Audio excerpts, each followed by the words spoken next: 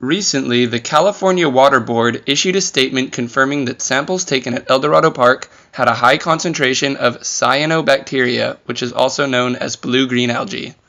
I went down to the park to see how people in the community felt about the quality of the water. This is local high schooler Chase Maizano. Despite the fact that it's a prohibited activity, Chase loves to spend his afternoons fishing at the park. Unfortunately for him, the water has become a problem in recent times. Explain to me what you're doing here, please. What we do, because this water's so dirty, and I'm just trying to catch fish. And this is what we usually throw, something like this. But in this water, fish can't even see it. You won't catch a fish on this because the water's so dirty. So what we had to do is we had to add this blade. We had to put on a blade like this, so it creates vibration. You did that yourself? Yeah, and it creates vibration.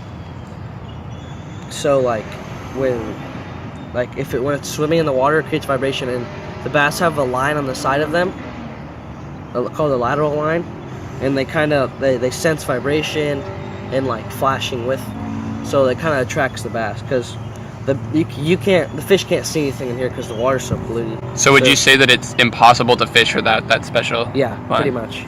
And again, do you eat the fish that you catch out of this water? Catch and release. Catch and I wouldn't release. even eat anything out of here anyway if there was fish to eat. Next, I talked to local resident Mike McCrone. Do you come here often? Like twice a week. I've been coming since I was probably 4 or 5 because I live really close by. So. Oh, okay. So would you consider yourself a local? Definitely a local. Yeah, been here my whole life. Okay. Well, from a local's perspective, can you tell me anything that this park could be improved upon? Definitely the cleanliness of the pond, I would say for sure. It's always, especially the past few years, it's just disgusting. It's just there's poop all around it. This whole pathway along it is just poop all the time. Yeah, I can see what you mean. And I don't know about how this stuff works, but I think when there's a lot of poop around it and flushes into it, it just absorbs the bacteria and stuff. Have you ever seen anybody maintaining the pond or cleaning it in any kind of way? No, not that I could say. Have you ever seen anybody working at this park? Yeah, sometimes park rangers and stuff.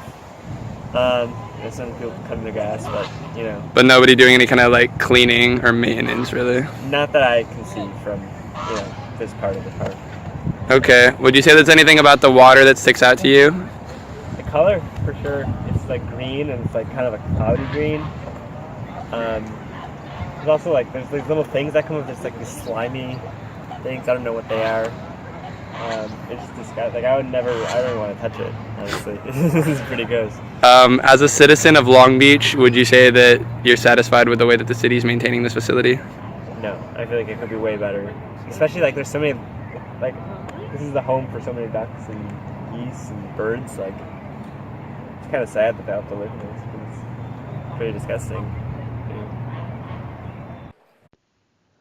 To find out how the city plans to deal with the situation, I talked to Kelly Parkins, the superintendent of grounds maintenance.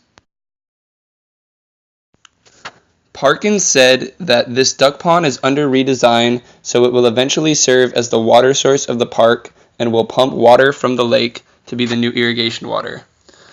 The new duck pond will change water more frequently, and a new wetlands will be added to filter it. This sounds nice, but then she also noted that the park has been under redesign for several years now, and that they are not sure when construction is set to begin.